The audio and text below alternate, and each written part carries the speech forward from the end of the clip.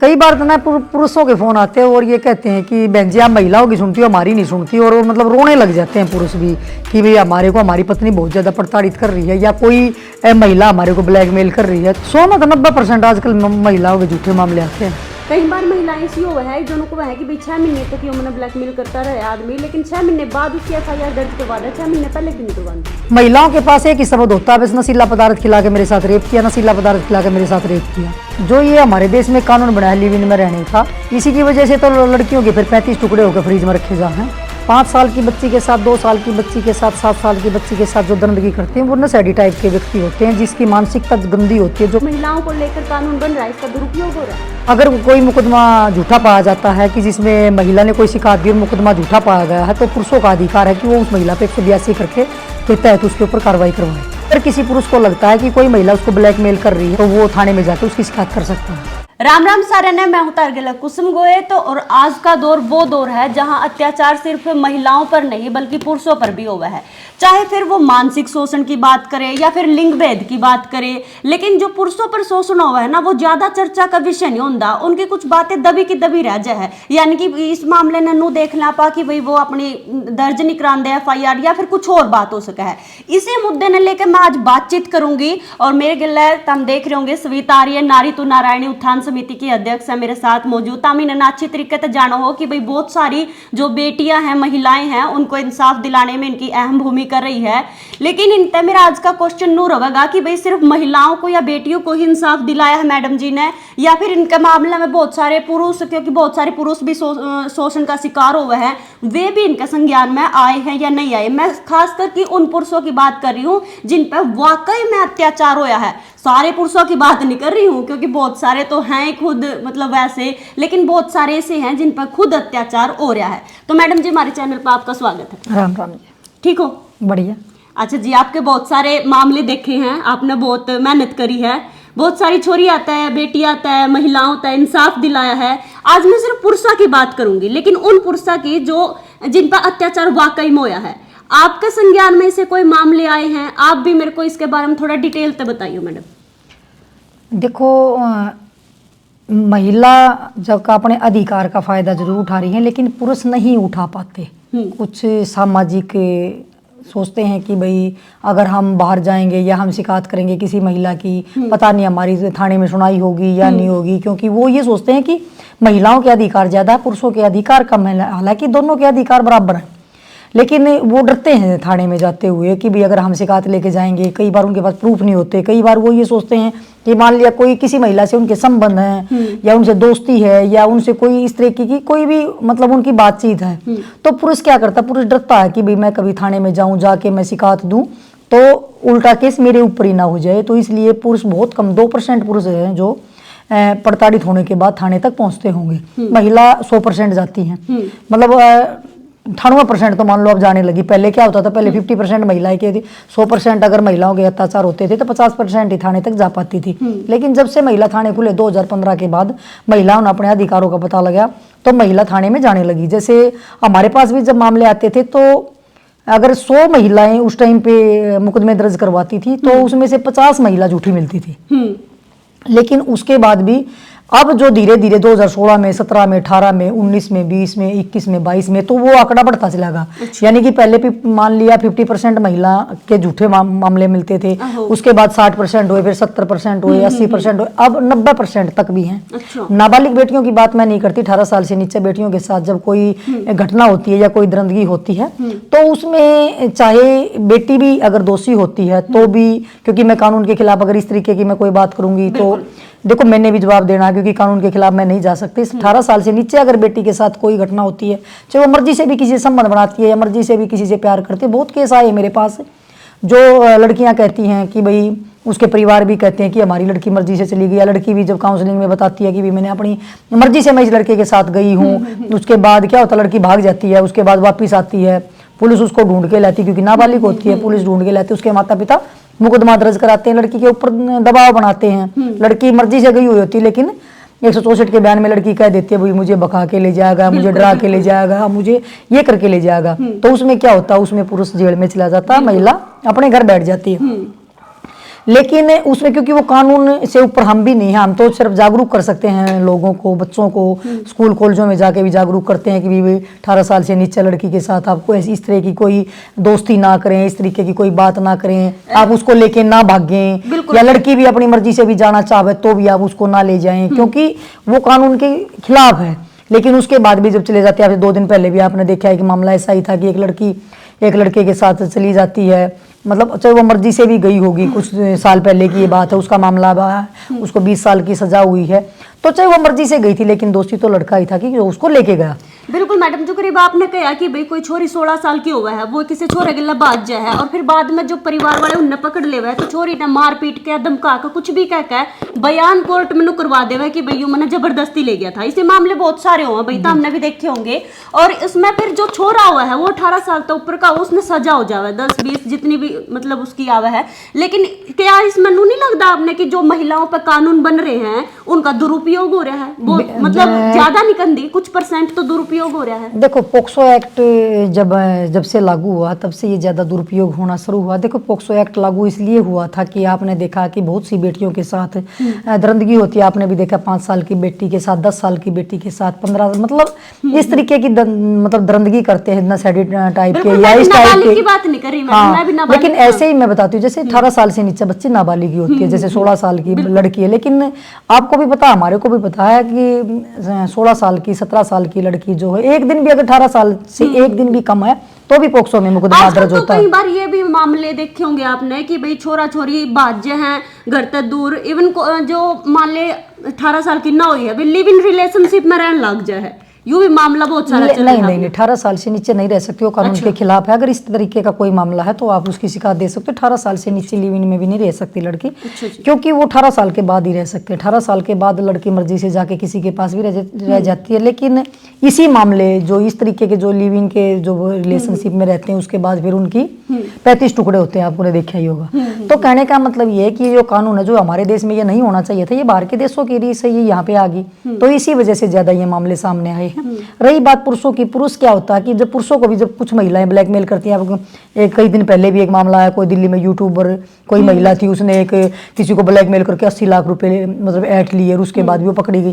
तो क्या होता है कि पुरुष, कई बार महिला पुरुषों को जब ब्लैकमेल करती है तो पुरुष थाने में जाने से मैं कह रही हूँ डरते हैं, क्योंकि उनके संबंध होते हैं, वाकई में उनके उन महिलाओं से संबंध होते हैं, लेकिन वो ये सोचते हैं कि डरते हैं कि भी मेरे इस महिला से संबंध कभी ये उजागर ना हो जाए, कभी ये मेरे परिवार को ना पता लग जाए, या मेरे बच्चों को ना पता लग जाए, मेरे रिश्तेदार को ना पता लग जाए, तो वो डरते नहीं जाते।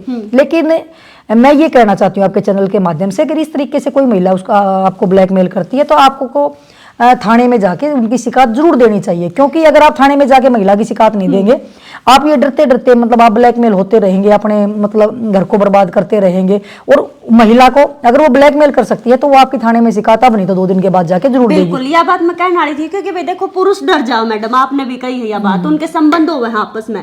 लेकिन आज नहीं, 6 महीने बाद, साल बाद जो वो लड़की है, बहुत सारे मामले ऐसे भी है, मैं सिर्फ उन पुरुषों की बात कर रही हूँ जो वाकई में अत्याचार हो रहे हैं, जिन पे सारे पुरुषों की बात नहीं कर रही मैं।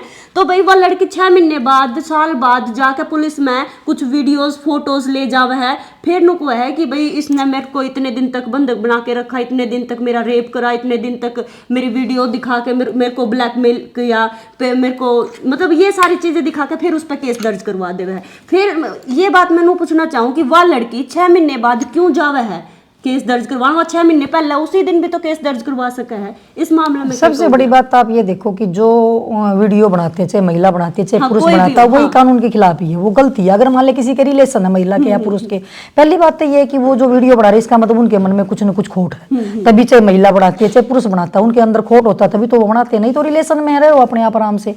उसके बाद वही करते हैं जिसके मन में कोई खोट होता है, या उसको पुरुष ब्लैकमेल करना चाहता है या महिला। लेकिन कई बार ऐसा होता है कि वो वीडियो नहीं भी होती तब भी वो जाके मतलब लिखवा देते हैं कि भाई ये मेरे को ब्लैकमेल करता था, वीडियो दिख, क्योंकि वो कुछ तो जाके बनाना पड़ता है, कुछ तो ये कहेंगी ना, भाई हमारे साथ इस तरीके से रेप करता था, हमारे को नशीला पदार्थ खिला के रेप कर दिया, हमारे साथ ये कर दिया, हमारे को बका का होटल में ले गया, हमारे साथ ये हुआ। देखो कोई ना समझ तो कोई होता नहीं, अपनी मर्जी से जाते हैं, संबंध बनाते हैं, उसके बाद फिर ये मुकदमे दर्ज रेप के करवाते हैं।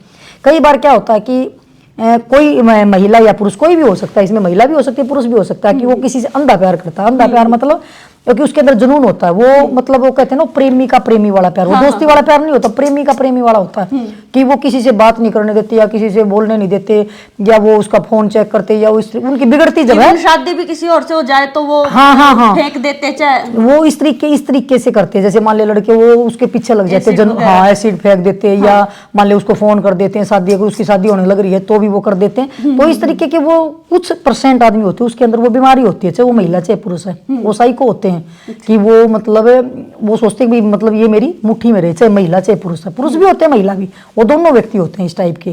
तो इस टाइप का अगर कोई व्यक्ति है तो सबसे पहले तो ये है कि अगर आपकी दोस्ती में कोई ऐसा, तो उसका इलाज करवाना बहुत जरूरी है। वो जाके करते हैं। फिर उसके बाद ये कहते हैं कि भाई इसने मेरे को नशीला पदार्थ खिलाया, इसने मेरे साथ ये किया, तो वो थाने में जाके दरखास्त दे देते हैं। वो सोचते हैं भाई महिलाओं की सुनते हैं। लेकिन अब कुछ फर्क पड़ा है 2-3 साल से, अब इतना जरूर हुआ है कि पहले मुकदमे कम कैंसिल होते थे, मान लिया दबाव बना देते थे तो महिला वो पुरुष जेल में चले जाते थे। तो अब जो महिलाएं करती 18 साल से ऊपर, अगर मान ले कोई शिकायत लेके आती है तो उस शिकायत से पता लग जाता कि ये महिला झूठ बोल रही है, सच बोल रही है। पुलिस को पता होता है इनके आपस में दोनों के मर्जी से संबंध हुए हैं, मर्जी से वो अगर कहीं जाते हैं मर्जी से जाते हैं। एक केस था, उसमें ऐसा ही था, किसी महिला ने किसी पुरुष पर इल्जाम लगाया था कि भाई मेरा, उसने अपने जीजा के ऊपर इल्जाम लगाया था कि भाई ऐसे ऐसे मुझे होटल में लेके जाता था। जब पुलिस प्रशासन के सामने वो चीज़ गई थी तो उन्होंने वहाँ की फुटेज निकाली थी। उसने 2 बार का ही लिख रखा था कि भाई 2 बार मेरे को होटल में लेके गया। लेकिन पुलिस ने जब उसकी वो पूरी CCTV फुटेज वहाँ पे पता किया, पुलिस ने जाके जब वो चेक किया तो पता लगा कि वो उसको मतलब 1 बार नहीं, 2 बार नहीं गई थी, वो बहुत बार उसके साथ गई हुई थी, मर्जी से गई हुई थी। वो CCTV फुटेज में वो चीज़ आ गई थी कि ये मुझको जबरदस्ती थोड़ा ले आ गया, इसको अपनी मर्जी से आई है और मर्जी से दोनों के संबंध है। तो पुलिस अगर अच्छे तरीके से जांच करे तो उससे ये पता लग जाता है कि किस होटल में गए, कैसे इन्होंने बात करी, और ये मर्जी से गई थी या इसको जबरदस्ती ले जाया गया था। वो चीजें पुलिस अब ज्यादा मतलब पुलिस को भी ये पता लगने लगा कि भी कोई बहुत से जो पुरुष हैं वो प्रताड़ित हो रहे हैं और महिलाएं इस तरीके के झूठे आरोप लगाती हैं। तो वो अच्छे तरीके से जब जांच करते हैं तो मुकदमे वो कैंसिल होते हैं। क्योंकि अब कहीं ना कहीं देखो उनके अंदर भी वो चीज आने लगी, पुलिस के अंदर भी ये चीज आने लगी कि भाई महिला अपने जो उनको अधिकार मिले उसका दुरुपयोग करने लगी। तो बहुत से ऐसे मामले आए हैं। अब ये मानो कि अब 90% महिलाओं के, मैं नाबालिग बेटियों की बात नहीं करती, अगर 100 महिलाओं ने मुकदमे दर्ज करवाए हैं तो उसमें से अब 80 मुकदमे कैंसिल होते हैं। अच्छा। हाँ, तो मतलब बेटियों के तो मान नाबालिग के, तो अगर मान ले किसी ने 100 नाबालिग बेटियों ने 18 साल से नीचे अगर मुकदमे दर्ज कराए तो उसमें 2-4 ही मुकदमे कैंसिल होते होंगे। क्योंकि वो पता होता है कि वो तो अगर कोई वाकई में झूठा है तो वो कैंसिल होता है। अगर उनके संबंध है किसी भी तरीके से, अगर कोई लड़का किसी लड़की को मर्जी से भी लेके गया तो वो भी जेल में गया, वो भी जेल में जाता है। उसको भी नहीं कहने, उसको ये नहीं कह सकते कि दोनों की रजामंदी थी, उसको नहीं कह सकते। अगर वैसे कोई झूठा मुकदमा दर्ज करवा देती, मेरे को छेड़ दिया, मेरा रेप हो गया, जो हुआ ही नहीं। कई बार ऐसा भी हो जाता है कि घर में पड़ोसी होते हैं, पड़ोस में वैसे लड़ाई हो जाती है मारपीट की या किसी चीज की, तो भी लड़कियां वो अपनी लड़कियों को आगे कर देते हैं या अपनी बहुओं को आगे कर देते हैं, भाई हमारे साथ छेड़खानी। तो पुलिस को पता होता है झूठा, वो तो कैंसिल हो जाता है। मतलब अगर मान ले 100 में से 10 मामले ऐसे आ जाते हैं। लेकिन जो महिलाओं के मामले हैं तो वो 90% अब ऐसे होने लगे। अगर 100 मामले आए तो उसमें तो 90 कैंसिल हुए। ऐसे मतलब इस तरीके के मामले अब 2-3 साल से ज्यादा हुए हैं। और 2018 मतलब 15 में जैसे महिला थाना बने थे, 16 में कम आए। 16 में अगर 100 महिलाएं थाने में जाती थी, 17 में 150 जाने लगी, 18 में 200 जाने लगी। तो अब ऐसा हो रहा है कि 200, 250, 300 तक मतलब महिलाएं दे देती। कुछ की तो पहले ही कैंसिल हो जाती है जैसे दरखास्त ही, और कुछ के जब मुकदमे दर्ज हो जाते हैं तो वो पुलिस अब मुकदमों को कैंसिल करने लगी। लेकिन मैं आपके चैनल के माध्यम से एक बात और कहना चाहती हूँ कि इस तरीके से अगर पुरुष प्रताड़ित होते हैं, कोई महिला उसके ऊपर झूठा आरोप लगाती है तो उसका अधिकार है वो उसके ऊपर हमला दर्ज करवा सकता है। मैडम डर जाओ है ना, आज के पुरुष नु थोड़ी न, पुरुष तो नु डर है कि भाई कदे मैं थाना में जाऊं उल्टा मेरे ऊपर केस नहीं पड़ जाए, कुछ सेल्फ रिस्पेक्ट। नहीं, मैं ये कहती हूँ कि जो महिला अगर उसको ब्लैकमेल करती है तो कल को उसकी थाने में दरखास्त लेके भी जरूर जाएगी। आज ना जाएगी, 1 साल के बाद जाएगी। तो पुरुष जागरूक है। अगर कोई महिला उसको ब्लैकमेल करती है तो आप उसको हनी ट्रैप का मामला दर्ज करवा सकते हो उसके ऊपर भाई। और दूसरी बात, अगर कोई महिला झूठा मुकदमा दर्ज करती है तो पुलिस प्रशासन को भी ये, हम तो ये कहते हैं कि उन्होंने उस महिला पे भी जिस तरीके से कोई भी किसी की झूठी दरखास्त देता तो उसका अधिकार है, अगर वो मुकदमा कैंसिल होता है तो उसके ऊपर 182 करवाओ। इवन जो वीडियो देख रहे हैं वे गनखरे तो भी सोचते होंगे कि जो महिला आयोग है जो महिलाओं की पूरी सुनवाई करे है टाइम टू टाइम, उस पुरुष आयोग भी हो। लेकिन होना चाहिए। हम तो ये कहते हैं कि क्योंकि प्रताड़ित दोनों होते हैं, महिला भी होती है, पुरुष भी होता है, लेकिन कुछ देखा जाए तो पहले महिला ज़्यादा प्रताड़ित होती थी, लेकिन आज जब केस सामने आते हैं उनको हम देखते हैं तो आज पुरुष ज़्यादा प्रताड़ित हो रहे हैं और पुरुषों के झूठी दरखास्तें ज़्यादा जा रही हैं। क्यों? या तो एडवांस ज़्यादा हो गया ज़माना कि महिलाएं ज़्यादा जागरूक होगी, लेकिन महिला आयोग भी मैंने देखा है कि वो कई केसों में महिला आयोग ने खुद संज्ञान लिया है। अगर जिसमें महिला ही दोषी पाई गई तो उसके ऊपर महिला आयोग ने कार्रवाई करवाई है। तो ऐसे मामले हैं कि क्योंकि वहां भी महिला बैठी है तो उनको भी पता है कि झूठा मामला कौन सा और सच्चा मामला कौन सा। लेकिन कई बार ऐसा होता है कि जब मैं यही बात कहना चाहती हूँ कि पुरुषों को अगर 100 मामले अगर कैंसिल होते हैं महिलाओं के, तो इसका मतलब वो झूठी महिलाएं हैं। पुलिस ने जांच में अगर किसी महिला को झूठा पाया गया और वो मुकदमा कैंसिल हुआ तो उसका अधिकार है उस पुरुष का, वो उसके ऊपर 82 करवाए।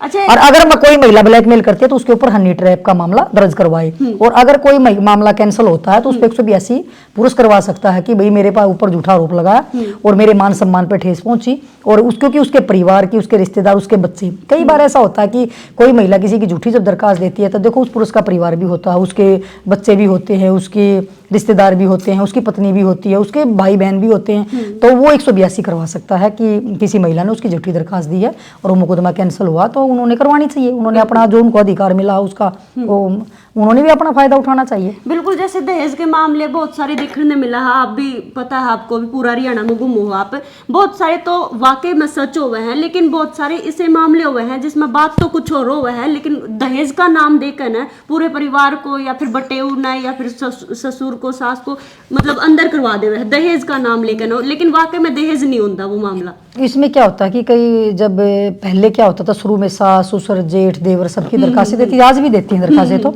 लेकिन अब कोर्ट का जब आदेश आया था कि सास ससुर को आप ऐसे गिरफ्तार नहीं कर सकते, तो पति को ही आप गिरफ्तार कर सकते हो जांच के, क्योंकि उसमें उच्च अधिकारी जांच करते हैं कि डीएसपी लेवल के कि भाई इसमें सास ससुर इन्वॉल्व हैं या नहीं हैं। तो उसमें अगर इन्वॉल्व पाए जाते हैं तो उनको अंदर करते, नहीं तो नहीं करते, कैंसिल कर देते हैं, उनको निकाल देते हैं। मतलब क्योंकि सबको पता है कि भाई देखो कई बार क्या होगा कि भाई 10% अगर कोई वाक्य में किसी के साथ शोषण होता है, वाक्य में किसी कोई प्रताड़ित होती है, कोई घरेलू हिंसा से प्रताड़ित है या कोई भी है, वो वाक्य में 10% को न्याय नहीं मिल पाता क्योंकि 90% झूठे होते हैं। तो वो 10% वाक्य वाले हैं वो उसके ऊपर भी क्वेश्चन मार्क लग जाता है कि ये भी झूठा आरोप लेकर नहीं आते होंगे। दूसरी बात, वो घर में देवर जेठ जो होते हैं उनके ऊपर रेप के मुकदमे दर्ज करवाती है, साथ में इन्हें मेरे साथ छेड़खानी करी, इसने मेरे साथ ये किया, इसने मेरे साथ ये किया। तो हम ये कहते हैं कि भी भगवान से डरना चाहिए। बिल्कुल भाई, मैडम पूरा हरियाणा में आप घूमो हो, हर मतलब जिस भी लड़की के बारे में आपने कुछ पता चला है कि भाई इसके साथ शोषण हो रहा है, गलत हो रहा है, तो आप उसने इंसाफ जरूर दिलाओ। हमने भी पता है और सारे दर्शकों ने भी पता है। लेकिन ये इस साल की मैं बात करूं 2022 की, तो इस साल आपने जितने भी केस देखे, मामले देखे, उनमें तक कितने % मामले जो है झूठे पाए गए? एक बार थोड़ा सा अंदाजा हो आपने तो हमारे दर्शकों तक बता सको। मतलब ये मान लो कि 100 अगर महिलाओं के केस आए तो उसमें तब मतलब 85-86 मुकदमे तो पुलिस ने कैंसिल किए हैं, मतलब इस साल में भी। अच्छा। अगर हमारे यहाँ पानीपत में अगर 200 के करीब आए हैं, तो जिसमें तो नाबालिग बेटियां अलग काट दो, महिला अगर 100 थी, 100 महिलाओं ने अगर दरखास्त दी तो उसमें मतलब 85-86 मुकदमे तो मतलब पुलिस ने कैंसिल ही किए, यानी कि वो झूठे थे। हाँ। यानी कि वो झूठे थे।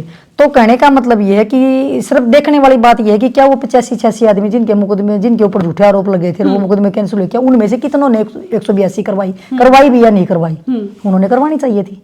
तभी तो अगर 1-2 महिला अंदर जाएगी तभी तो उनको डरो। के चैनल के माध्यम से कहना चाहती हूँ कि भाई आपको जो अधिकार मिला उसका दुरुपयोग न करें, क्योंकि देखो कोई भी पुरुष है, वो आपका भाई भी हो सकता है। आज कोई महिला किसी पुरुष के ऊपर झूठा आरोप लगा के उसको अंदर करवाने की कोशिश करती है या उसको ब्लैकमेल करके उसको करवाने की कोशिश करती है, कल ना उसकी जगह उसका भाई भी हो सकता है, उसका पिताजी भी हो सकता है, उसका बेटा भी हो सकता है।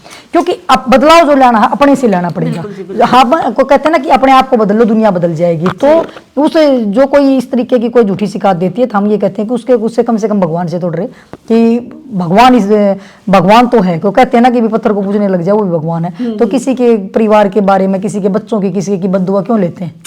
और मैं पुलिस प्रशासन से भी कहना चाहती हूँ कि इस तरह की कोई झूठी दरखास्त लेके आए तो उसके ऊपर उल्टी कार्रवाई करनी चाहिए। बिल्कुल भाई, देखो भाई आज का हमारा टॉपिक पुरुषों ने लेकर था, क्योंकि भाई हमने है ना कई बार हम कुछ भी कवर करा तो लोग नु कहा मैडम माम भी तो अत्याचार हो रहे हमारे पे भी, तो फिर मैंने सोचा कि भाई क्यों ना पुरुषों ने लेके किया जाए, क्योंकि सारे पुरुषों की बात नहीं कर दी, बहुत सारे तो पुरुष ऐसे है जो खुद अत्याचार करे महिलाओं पर, लेकिन ईब आज का दौर ने देखते हुए पुरुषों पर भी अत्याचार हुआ है, तो आज उन्होंने लेकर मेरा एक टॉपिक था। तो फिलहाल मैडम जी से बातचीत करी और बड़ा अच्छा लगा, तो हमने के लग गए इस मामले ने लेकर, तो हमने कमेंट में जरूर बता दियो कि भाई कितने % मामले झूठे हुए हैं, कितने सच्चे हुए हैं, तारे भी इलाके में कुछ ऐसा है तो जरूर कमेंट में बताइयो, वीडियो ने शेयर कर दियो। और मैं फिर मिलूंगी तब किसी और मुद्दे ने लेकर, तब तक के लिए मैंने दे दो इजाजत। राम राम।